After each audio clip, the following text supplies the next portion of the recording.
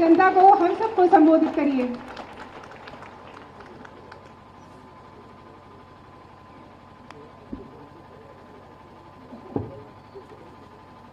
भारत माता की, भारत माता की, भारत माता की, वंदे वंदे वंदे। नमः पार्वती पति हर हर।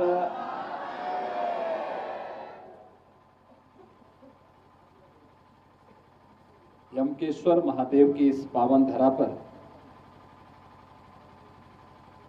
इंटर कॉलेज यमकेश्वर के इस नवनिर्मित भवन के लोकार्पण कार्यक्रम में उत्तराखंड के लोकप्रिय मुख्यमंत्री माननीय श्री पुष्कर सिंह धामी जी, उत्तराखंड के पूर्व मुख्यमंत्री, हरिद्वार संसदीय क्षेत्र के लोकप्रिय सांसद माननीय श्री त्रिवेंद्र सिंह रावत जी, उत्तराखंड शासन के लोकप्रिय शिक्षा और स्वास्थ्य के मंत्री डॉक्टर धन सिंह रावत जी, लोकप्रिय विधायक श्रीमती रेणु बिष्ट जी, भारतीय जनता पार्टी के जिला के अध्यक्ष श्री राजगौरव नोटियाल जी, आज के इस समारोह में विद्यालय के प्रधानाचार्य श्री रोतेला जी, पूर्व विधायक श्रीमती विजया बड़थवाल जी, विद्यालय प्रबंध समिति के हमारे सभी पदाधिकारीगण, सभी शिक्षकगण, इस क्षेत्र के सभी अभिभावकगण, जनप्रतिनिधिगण और प्यारे बच्चों,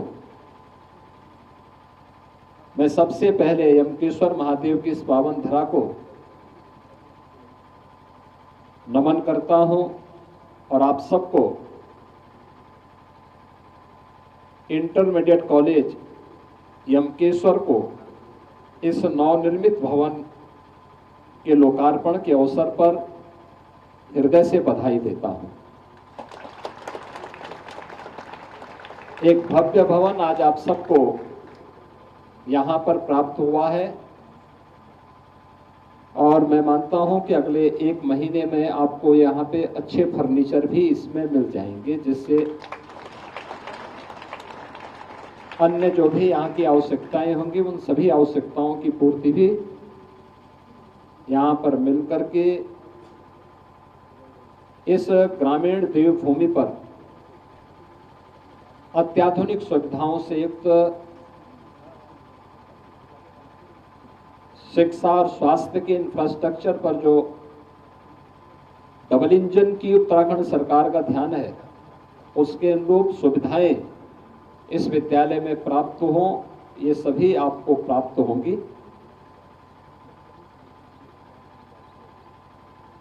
मुझे प्रसन्नता है कि उत्तराखंड अपनी स्थापना की रजत जयंती वर्ष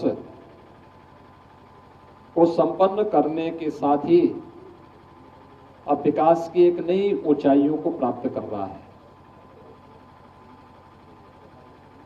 और उन ऊंचाइयों को प्राप्त करते हुए महत्वपूर्ण विकास केवल एक तरफा नहीं है, अपनी सभ्यता और संस्कृति को बचाए रखते हुए, अपने उच्च आध्यात्मिक मूल्यों और सांस्कृतिक मूल्यों का संरक्षण करते हुए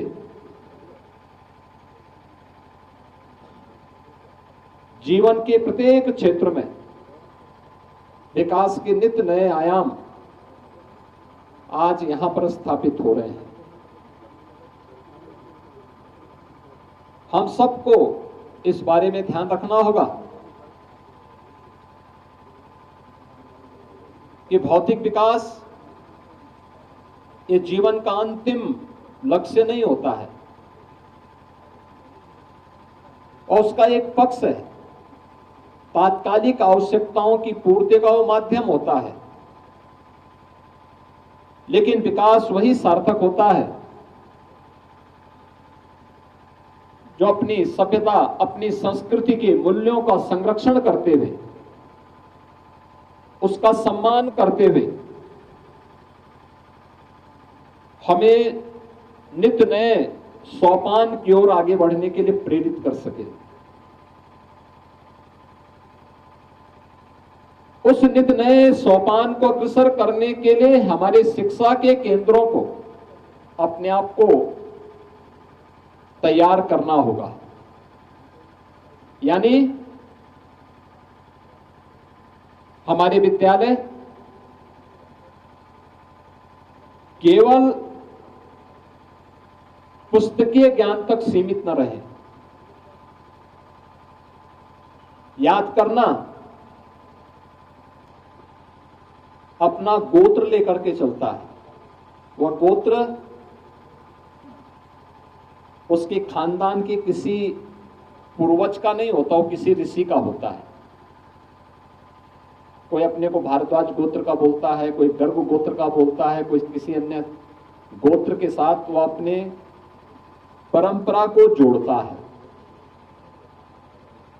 यानी जब हम गोत्र की बात करते हैं, प्रवर की बात करते हैं, तो ये बातें हम तब करते हैं जब हमारी अपनी ऋषि परंपरा के प्रति अपनी कृतज्ञता ज्ञापित करते हुए हम उसका स्मरण करते हैं। हम अपनी ऋषि परंपरा के प्रति जो कृतज्ञता ज्ञापित कर रहे हैं, इसके पीछे का भाव क्या है? उसके पीछे का भाव यही, क्योंकि यह हमारी शिक्षा के, हमारे संस्कारों के केंद्र थे, जिसे प्राचीन काल में गुरुकुल भी कहते थे। ये गुरुकुल केवल अध्ययन का एक मात्र साधन नहीं था, ये गुरुकुल शिक्षा भी केंद्र थे, शिल्प के भी थे, कृषि के भी थे, आयुर्वेद के भी थे। जीवन में पारंगत बनाने के वे केंद्र बिंदु थे, जहां से निकला हुआ पढ़ा हुआ छात्र कहीं भी अपने आप को जीवन संग्राम में असहाय नहीं पाता था। उसके लिए कोई कार्य छोटा नहीं था, उसके लिए कोई कार्य कठिन भी नहीं था। और जब भी किसी व्यक्ति के लिए कोई कार्य न छोटा होता है, न चुनौतीपूर्ण होता है, तो उसको सफल होने में दुनिया की कोई ताकत रोक नहीं सकती है। याद रखना, जीवन में वही सफल हुआ है जिसने सदैव सकारात्मक भाव के साथ अपनी सीढ़ी चढ़ने का प्रयास स्वयं किया है। बैसाखी के भरोसे नहीं, अपने पुरुषार्थ से, अपने परिश्रम से, अपनी मेहनत से। और यह हमारा सौभाग्य है कि वर्तमान में भारत का नेतृत्व एक ऐसे राष्ट्र ऋषि श्री नरेंद्र मोदी जी के हाथों में है, जो भारत को विकास की नई नित नई ऊंचाइयों की ओर लेके जा रहे हैं। राष्ट्रीय शिक्षा नीति 2020 इसी ओर हम सबका ध्यान आकर्षित करती है, जहां पे है कि विद्यालय केवल पुस्तकीय ज्ञान तक सीमित नहीं रहेंगे, व्यवहारिक जानकारी भी उसको होनी चाहिए। और हम लोगों को उस ओर जाना होगा। हमारे विद्यालय में आखिर स्किल डेवलपमेंट के कार्य हो सकते हैं, और मुझे प्रसन्नता है उत्तराखंड सरकार ने उस दिशा में आगे कार्य बढ़ाया है।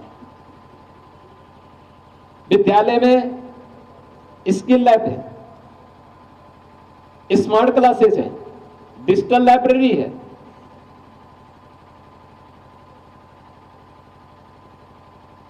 आज के समय की जो इमर्जिंग टेक्नोलॉजी है, उससे जुड़ी हुई चीजों को भी और आसान बनाने की तैयारी, और उसका केंद्र बिंदु हमारे शिक्षण संस्थान बन रहे हैं।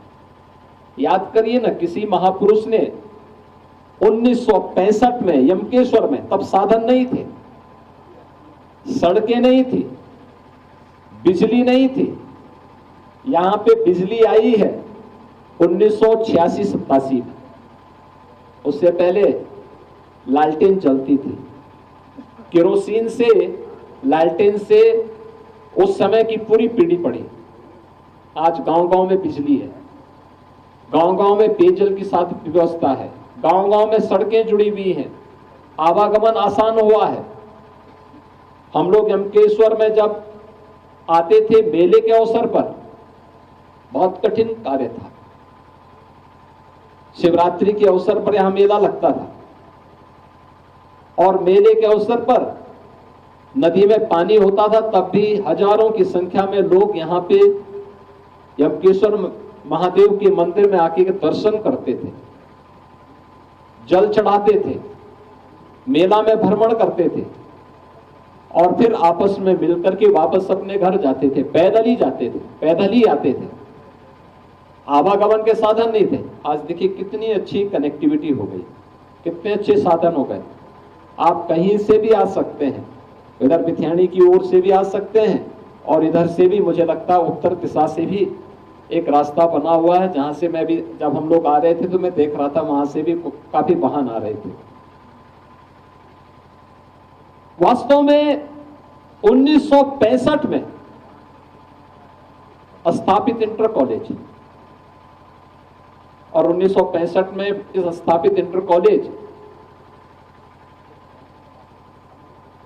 पुराना भवन था, जर्जर भवन था। आज यहां पे भव्य भवन आपके पास आ गया है। सरकार जो आपको सुविधा दे रही है, उस सुविधा के अनुरूप शिक्षा की क्वालिटी को ठीक करना इस शिक्षकों का दायित्व भी है। और तर होता है जब हम लोग विद्यालय की व्यवस्था की बात करते हैं तो बहुत सारे कुछ लोग ऐसे हैं जो अधकचरे ज्ञान के साथ आते हैं, तो कहते हैं कि आखिर सरस्वती वंदना क्यों होनी चाहिए, प्रश्न उठाते हैं, राष्ट्रगान और राष्ट्रगीत पर प्रश्न उठाते हैं। याद रखना, ये हमारे संस्कार के प्रतीक है, मातृशक्ति के प्रति हमारे मन में श्रद्धा के भाव से हम सबको जोड़ते हैं। हमने ज्ञान के अधिष्ठात्री देवी के रूप में मां सरस्वती को पूजा है। और मां सरस्वती ये तो नहीं बोलती है कि कौन व्यक्ति, कौन जाति, कौन मत और कौन मजहब है।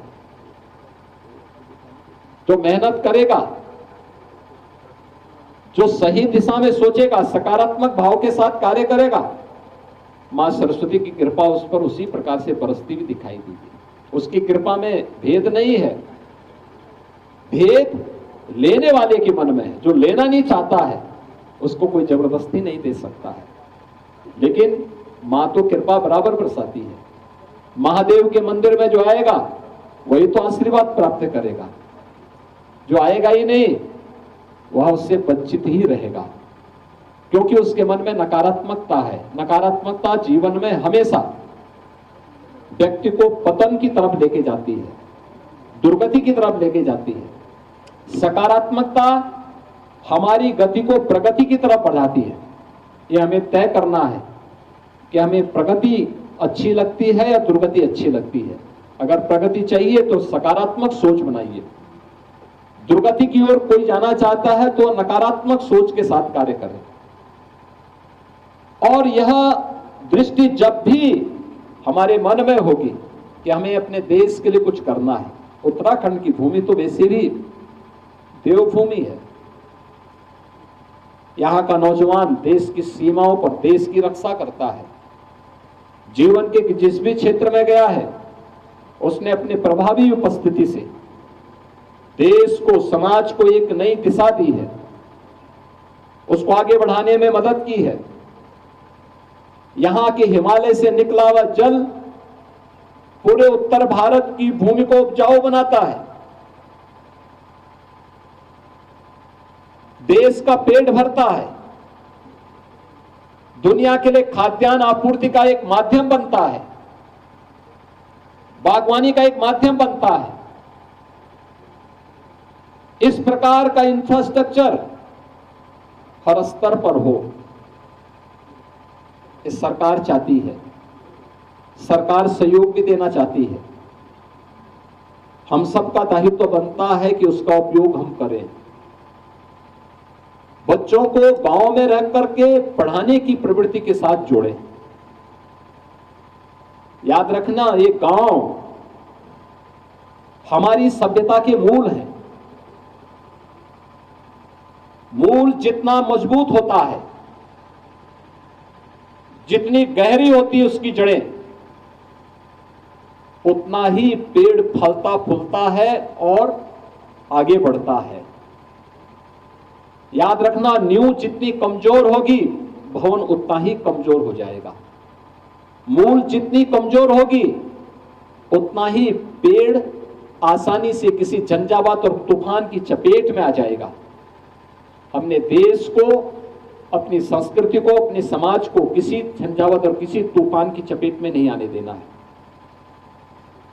गांवों को पलायन से बचाना पड़ेगा। गांवों को शिक्षा के, नवाचार के, शोध के एक नए केंद्र के रूप में विकसित करना पड़ेगा। हमारे गांव फिर से ग्राम स्वराज की उस परिकल्पना को साकार करें जिसके लिए हमारा गांव जाना जाता था। एक आधार था,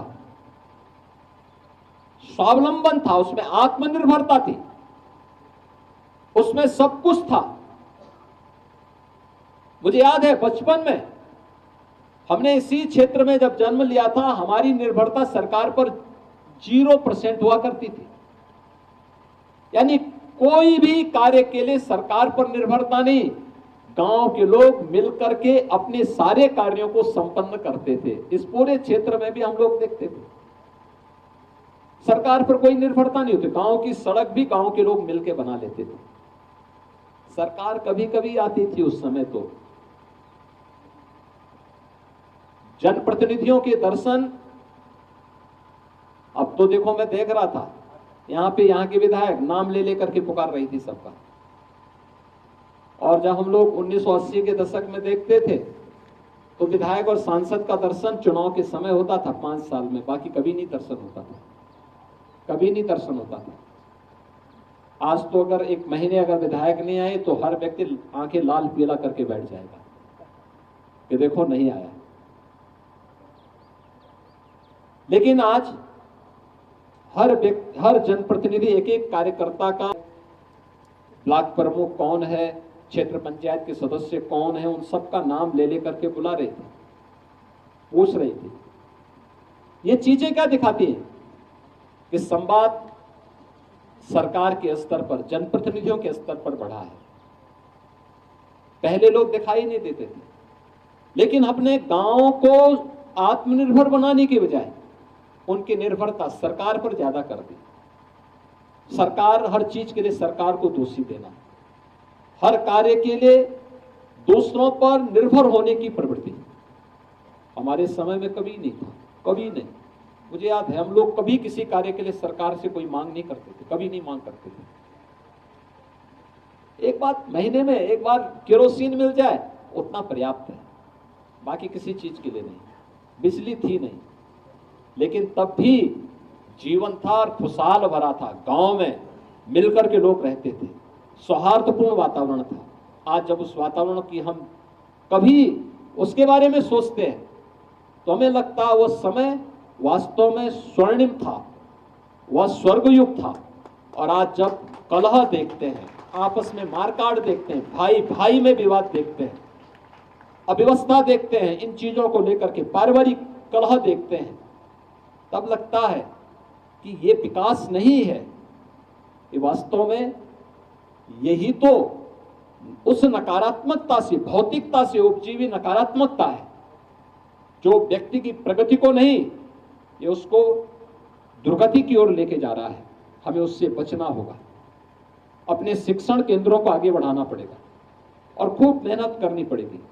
हमारे शिक्षकों को मेहनत करने से, सरकार के साथ तालमेल बिठा करके सरकार के हर एक कार्यक्रम को लागू करने के साथ ही एक अभ्यास के साथ जुड़ना पड़ेगा। देखिए, कुछ भी करने से, प्रयास करने से सब कुछ प्राप्त किया जा सकता है, सब कुछ प्रयास किया जा सकता है। और उत्तराखंड के पास बहुत अवसर है अच्छा करने की, अच्छी दिशा में आगे बढ़ा है। ये दिशा और तीव्रता के साथ आगे बढ़ेगी तो आने वाले समय में ढेर सारे अवसर आप सबको प्राप्त होंगे। मुझे बहुत अच्छा लगा आज यहाँ पर विद्यालय के प्रधानाचार्य जी ने, यहाँ के शिक्षा मंत्री जी ने, इन सब की इच्छा थी कि यहाँ पर आकर के इस विद्यालय का लोकार्पण के कार्यक्रम में मुझे भी शामिल होने का अवसर प्राप्त हो। और मुझे इंटर कॉलेज में वास्तव में मैं बहुत पहले आया था यहाँ पे एक बार, और मैं आया था यहाँ पे मेला ही था, मेले के कार्यक्रम में मैं आया था। तो यहाँ पे कोई उस समय एक सांस्कृतिक कार्यक्रम था, सांस्कृतिक कार्यक्रम में कुछ गढ़वाली और कुमाऊनी गायक आए हुए थे, बहुत अच्छा गाना गा रहे थे। यहाँ पर इसी प्रांगण में उनका कार्यक्रम था, बहुत पहले की बात है, मुझे लगता है कि आज से लगभग 45 वर्ष पहले। हम लोग छोटे छोटे थे उस समय, उस कार्यक्रम में देखने के लिए आए थे। और भवन काफी जर्जर था, खपड़े का भवन था, टीन से छत बनी हुई थी। मुझे 2 वर्ष पहले प्रिंसिपल साहब जब मिल गए थे, मैंने उनसे पूछा, मैंने कहा क्या स्थिति है भवन की, क्या स्थिति है। उन्होंने कहा बाकी ठीक है। फिर मैंने आदमी भेजा, मैंने कहा भी जाके देखो यहाँ पे कुछ कार्य होना चाहिए। और मैं धन्यवाद दूंगा आदित्य बिरला ग्रुप को, जब मैंने उनको कहा कि भाई आप लोग जाकर के वहाँ एक भवन बनवा दीजिए, बच्चों की अच्छी पढ़ाई के एक माध्यम बन सके, उत्तराखंड सरकार के साथ मिलकर के हम इस कार्य को आगे बढ़ा पाएंगे तो उन बच्चों का कल्याण हो पाएगा, अच्छा इंफ्रास्ट्रक्चर मिल जाएगा उनको। और एक समय सीमा के अंदर विद्यालय परिवार ने उस कार्य को आज पूरा किया है, आज इसका लोकार्पण भी हो गया है। अब इसमें और अच्छी शिक्षा मिले। यह संकल्प हमारा तभी पूरा होगा जब हम लोग अब प्रतिस्पर्धा के साथ बच्चों को जोड़ें। देखिए, आज शिक्षा भी आसान हो गई है आपके लिए, यहाँ पर अच्छी दिशा में। अभी यहाँ के शिक्षा मंत्री जी ने भी और मुख्यमंत्री जी ने भी घोषणा की है कि साइंस के लिए या अन्य विषयों के लिए सरकार के प्रांतीकरण की मांग जो है, उसके लिए प्रबंध समिति अगर उनको दे देगी तो वे यहाँ पे उसकी मान्यता को बहाल कर देंगे, उस मान्यता को इसके साथ जोड़ देंगे। हमारा प्रयास होना चाहिए। कल मेरे पास राजस्थान के एक सज्जन आए थे लखनऊ में। उन्होंने मुझे एक बात बताई वहां पे। उन्होंने कहा कि देखिए, मैंने गरीब बच्चों को लिया, उन बच्चों को नीट की तैयारी करे, यानी मेडिकल के एंट्रेंस एग्जाम की तैयारी करवाता था। और इस समय मुझे बता रहे थे कि 138 बच्चे उनके ऐसे हैं जो देश के अंदर अलग अलग मेडिकल कॉलेजेस में अध्ययन कर रहे हैं। उन बच्चों से ही उनको तैयारी करवा करके उन्होंने, और वे अलग अलग उसमें देश भर के गवर्नमेंट मेडिकल कॉलेजेस में पढ़ाई कर रहे हैं। हम भी तो IIT JEE के लिए, नीट के लिए, किसी अन्य प्रतियोगी परीक्षाओं के लिए उन बच्चों को तैयार कर सकते हैं। यानी जो निर्धारित समय है, उस निर्धारित समय के बाद भी विद्यालय भवन का उपयोग हो, उसमें हम कुछ विशेष कक्षाएं चलाएं। हमने जैसे उत्तर प्रदेश में एक चलाया है, उस समय लॉकडाउन प्रारंभ हुआ तो हमारे सामने 2 चुनौती आई थी। एक चुनौती थी कि बड़े पैमाने पर उत्तर प्रदेश के जो कामगार और श्रमिक अन्य राज्यों में कार्य कर रहे थे, वे उत्तर प्रदेश की तरफ आना शुरू हुए।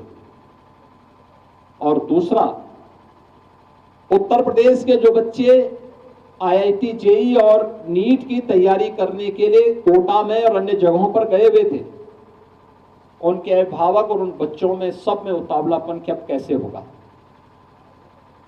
मेरे सामने चैलेंज था कि आखिर इन बच्चों को कैसे लाएं। तो मैंने उस समय राजस्थान की जो सरकार थी, अशोक गहलोत जी वहां मुख्यमंत्री थे, उस सरकार से संपर्क किया तो उन्होंने कहा कि हम कोई सहयोग नहीं कर पाएंगे। तो मैंने कहा भी आप सहयोग मत करना, लेकिन हमारे यहां से बसें जाएंगी, उनको रोकना मत। और मैंने उत्तर प्रदेश से 500 बसेज भेजी। प्रत्येक बस में मैंने कुछ पुलिसकर्मी भी बिठाए और प्रयास किया कि उन बच्चों को जब हम कोटा से लेके आएंगे तो उनको 2-3 जगह भोजन जलपान आदि की व्यवस्था हो सके। मैं उनको लेके आया, तब तक त्रिवेंद्र जी का भी फोन मेरे पास आ गया कि उत्तराखंड के भी बच्चे हैं। मैंने कहा आप चिंता मत करिए, मैं लेके आता हूं वहां से। फिर मैंने उत्तर प्रदेश से बस भेजी वहां से और मैंने त्रिवेंद्र जी से पूछा, मैंने कहा बताओ कहां इन बच्चों को भेजना है। इन्होंने कहा देहरादून और हल्द्वानी तक पहुंचवा दीजिए। और मैंने वहीं से कोटा से उठा करके जो बच्चे यहाँ के थे वहीं से उनको ला करके और देहरादून और हल्द्वानी तक उनको पहुंचाने का काम उस समय किया था। यानी आइटम मैंने तय किया कि हमें जो बच्चे हमारे वहां पढ़ाई कर रहे हैं, वहां कोचिंग कर रहे हैं, उन बच्चों के लिए अगर हम कोचिंग की व्यवस्था यहां पर कर लें तो बहुत सारे बच्चे यहीं पे तैयारी कर पाएंगे। और मुझे उस समय हमने अभ्युदय कोचिंग के नाम पर प्रारंभ किया। दोनों वर्जन उसके थे, फिजिकली भी और वर्चुअल भी। कोई भी छात्र अगर वर्चुअल उसके साथ जुड़ना चाहेगा किसी भी उसके साथ, तो उसके लिए उसको हम लोगों ने लिंक दे रखा था कि आप इससे जुड़िए, आप किस प्रतियोगी परीक्षा की तैयारी करना चाहते हैं, आप इसमें अभ्युदय कोचिंग के साथ जुड़ सकते हैं। अगर आप फिजिकली क्लास अटेंड करना चाहते हैं तो एक कंपटीशन के माध्यम से आपको उसमें पास करना पड़ेगा, उसके बाद आपको हम उसके साथ जोड़ेंगे। और इसकी क्लासेस कौन चलाते हैं? वहाँ पे क्लासेस चलाते हैं। अगर कोई आईएएस की तैयारी कर रहा है तो जो हमारे जितने भी नए ज्वाइंट मजिस्ट्रेट आते हैं आईएएस के रूप में, उनकी पहली पोस्टिंग होती है, तो मैं उनको कहता हूँ 1 घंटा इन बच्चों की तैयारी करने में वक्त लगाइए। 1 घंटे का समय वो देता है, उन बच्चों की कोचिंग करवाता है। कोई नया लड़का आईपीएस के बाद फील्ड में उतरता है तो उसको मैं 1 घंटा उसमें भी लगवाता हूँ। कोई नया डॉक्टर आता है जिसने नीट पास किया है और वह जैसे आता है मैं उसको बोलता हूँ 1 घंटा आप भी दीजिए। आईआईटी जेई से पास आउट लड़कों को मैं 1-1 घंटा सभी को जोड़ करके करता हूं, किसी एक अधिकारी को वहां का नोडल अधिकारी बना करके। और बहुत अच्छा कार्य अभ्युदय के माध्यम से वर्तमान में चल रहा है और उसके परिणाम बहुत अच्छे आ रहे हैं। मुझे लगता है कि विश्वविद्यालय यहाँ पर ये विद्यालय चाहे तो यहाँ पर इन लोगों यहाँ पर भी ये लोग यहाँ पे सरकार की भी मदद ले सकते हैं और यहाँ के शिक्षक भी अपने स्तर पर उन बच्चों को तैयार कर सकते हैं, अच्छे ढंग से उनको तैयार कर सकते हैं, कंपटीशन के योग्य बना सकते हैं। बहुत अच्छी दिशा में प्रयास आगे बढ़ सकता है। हमें एक असही दिशा में आगे बढ़ना पड़ेगा। दूसरा, केवल अपने पाठ्यक्रम के को ले जाने से अच्छा लकीर का फकीर बनने के साथ ही बनने की बजाय कुछ नयापन करने की तैयारी। यमकेश्वर महादेव का इतना अच्छा मंदिर है, यहाँ पे पर्यटन की क्या संभावनाएं हो सकती है, इस दिशा में विद्यालय को जोड़ना चाहिए। बागवानी के क्या अवसर हो सकते हैं, यहाँ पे सब्जी की अच्छी खेती हो सकती है, कैसे हम कर सकते हैं। अन्य कृषि के क्षेत्र में, बागवानी के क्षेत्र में, औद्यानिक फसलों के क्षेत्र में हम कैसे लोगों को तैयार कर सकते हैं। ऑर्गेनिक, यहाँ तो जो कुछ भी मिलेगा वो ऑर्गेनिक मिलेगा, इतना शुद्ध दुनिया के अंदर कहीं नहीं मिलेगा। अभी जब मैं आ रहे, हम लोग ऊपर विद्यालय की तरफ आ रहे थे, यहाँ के माननीय मुख्यमंत्री जी कह रहे थे कितना शुद्ध जल है, यानी जितना शुद्ध जल बह रहा था नहर में, यहाँ छोटी सी कूल जा रही थी उसमें, उतना शुद्ध जल पैसे में भी नीचे नहीं मिलेगा कहीं। क्या प्राकृतिक जल है, कितना शुद्ध है, और उस शुद्धता की कीमत हमें समझनी पड़ेगी। उस दिशा में कुछ एक नए प्रयास को आगे बढ़ाने की आवश्यकता है। कुछ भी नया करेंगे वह लोगों के लिए एक प्रेरणा होगी, और उस प्रेरणा का केंद्र बिंदु हमारे शिक्षण संस्थानों को बनना पड़ेगा। हम उस दिशा में आगे बढ़ पाएंगे, इस विश्वास के साथ मैं एक बार फिर से इस विद्यालय के संस्थापक श्री स्वर्ण सिंह चौहान जी को विनम्र श्रद्धांजलि देता हूं। इंटरमीडिएट कॉलेज यमकेश्वर को इस भव्य भवन के लिए हृदय से बधाई देता हूं। इन सभी बच्चों के प्रति अपनी मंगलमय शुभकामनाएं व्यक्त करता हूं और विश्वास करता हूं कि आप लोग अच्छा करेंगे। यहाँ से कुछ भी बच्चे देश और समाज के लिए अपने आप को समर्पित भाव के साथ आगे कर पाएंगे तो उससे एक बहुत लाभ होगा। आप सबके प्रति मेरी मंगलमय शुभकामनाएं हैं। धन्यवाद। जय हिंद।